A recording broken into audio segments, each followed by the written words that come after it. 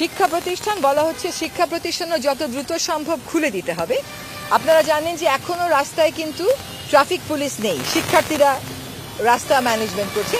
সেরকম প্রেক্ষিতে আমরা বলতে পারিনি যে আমরা কালই খুলে দেব, কিন্তু শিক্ষক সমাজের সাথে আলোচনা করা হবে, করে শিক্ষার পরিবেশ ফিরিয়ে এনে এবং আইন শৃঙ্খলা পরিস্থিতির সাথে সামঞ্জস্য রেখে যত দ্রুত সম্ভব শিক্ষা প্রতিষ্ঠান খুলে দেওয়ার চেষ্টা করা হবে। উনি এটা এখন বলতে পারেননি, এটার সাথে আবার আইন শৃঙ্খলারও একটা সম্পর্ক রয়ে গেছে। ওইটাকে অ্যাড্রেস করার সাথে সাথে এটাও অ্যাড্রেস হবে। এখানে আইজিপি মহোদয়কে জিজ্ঞেস করা হয়েছে যে ওনার কাছে কি তথ্য আছে।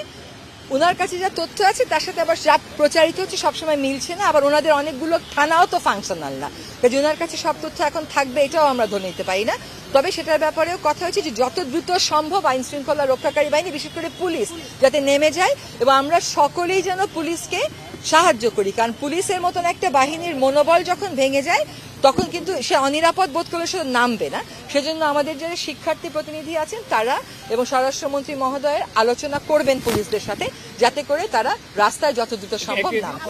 আন্দোলনে গণহত্যার বিচারের ব্যাপারে বলা হয়েছে যে কিভাবে বিচারটা নিশ্চিত করলে এটা স্বচ্ছ হবে এবং এই ঘটনার আর জীবনে কোনোদিন বাংলাদেশে পুনরাবৃত্তি হবে না, সেটার জন্য কোন পথে আমরা যাব, সেই পথগুলো কি, এটা নিয়ে আমরা সকলে চিন্তা করে এটার খুব এটার একটা উত্তর আপনারা সহসাই পেয়ে যাবেন। কিন্তু আমরা ওইটা নিশ্চিত করব যে প্রত্যেকটা গুলির আমরা বিচার চাইব এবং এটা যেন আর না হয়, সেই রিফর্মের জন্য ওইরকমই একটা স্বচ্ছ অন্তর্ভুক্তিমূলক বিচারের আমরা প্রত্যয় ব্যক্ত করেছি।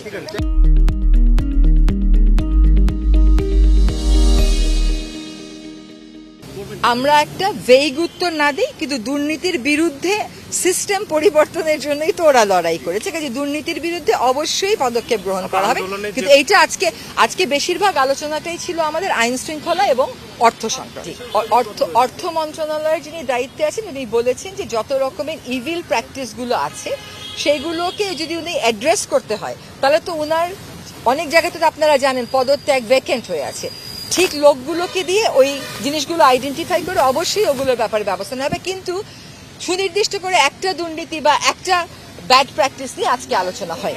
আমি এটাই বললাম যে সাইবার নিরাপত্তা আইনের যে বিধানগুলো, কতগুলো ক্ষমতা একটা গণতান্ত্রিক সরকারের হাতে পড়লে অসুবিধা হয় না, কিন্তু সরকার যখন অগণতান্ত্রিক হয়ে পড়ে তখন এটার অপপ্রয়োগ হয়, সে কথাটাও হয়েছে।